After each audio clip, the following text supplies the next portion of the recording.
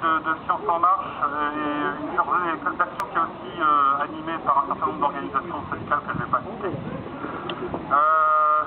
Cette initiative a pour but de souligner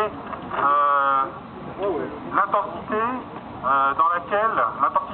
des actions qui ont été menées par la communauté universitaire et celle des EPST pour défendre leurs conditions de travail, leur avenir, l'avenir qui est aussi l'avenir de ce pays. Et je souhaite vous appeler à suivre de très près les initiatives qui seront menées dans les semaines à venir et dans les mois à venir, parce qu'on ne s'arrêtera pas évidemment à cette phase obligée qui est le débat du budget qui a lieu évidemment en fin d'année. Alors, l'initiative d'aujourd'hui a pour le but de s'adresser à M. François Hollande. Et j'aimerais vous dire qu'effectivement François Hollande avait, il y a peu de temps, soutenu les revendications, les demandes de Sciences en Marche. François Hollande, candidat à la présidence de la République, avait apporté les réponses suivantes en mars 2012 dans le cadre d'une enquête organisée par le site Votons pour la recherche.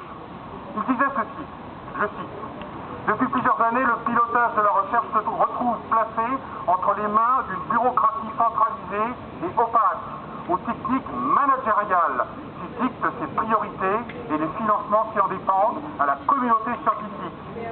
Or, c'est tout le contraire qu'il faut faire. » François Hollande, candidat, avait raison. François Hollande, président, a tout oublié. Il a affirmé vouloir restaurer la confiance avec la communauté scientifique, non pas seulement par des mots, mais en pratique.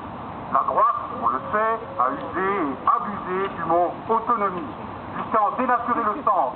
Et elle n'a pas su, ou plutôt n'a pas voulu, instaurer un système qui respecte réellement l'autonomie de la recherche et de l'enseignement supérieur, en particulier ses temporalités spécifiques, qui ne sont évidemment pas les mêmes que celles du politique ou du monde économique. François Hollande, candidat, avait raison. François Hollande, président, a tout oublié. Il entendait favoriser le recrutement d'un plus grand nombre de docteurs au sein de la fonction publique et des grandes entreprises, ainsi que dans l'administration dont ils sont absents, afin de familiariser les esprits avec les modes de fonctionnement de la recherche.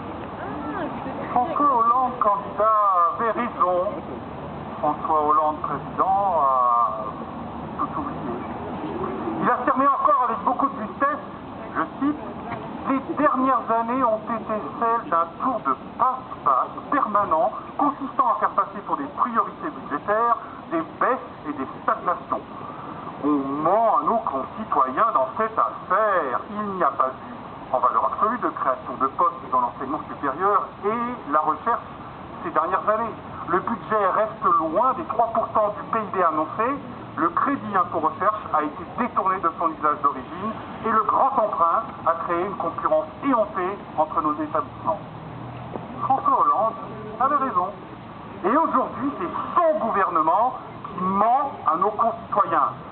Il proposait enfin ceci, je cite toujours: « Il convient de rééquilibrer les dotations en redonnant aux universités et aux grands organismes des moyens qui leur font aujourd'hui défaut.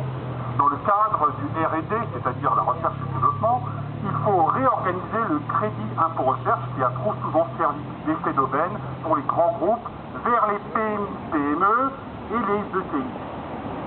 Et en redéployer une partie pour les organismes et les universités. » François Hollande, candidat, avait décidément bien raison.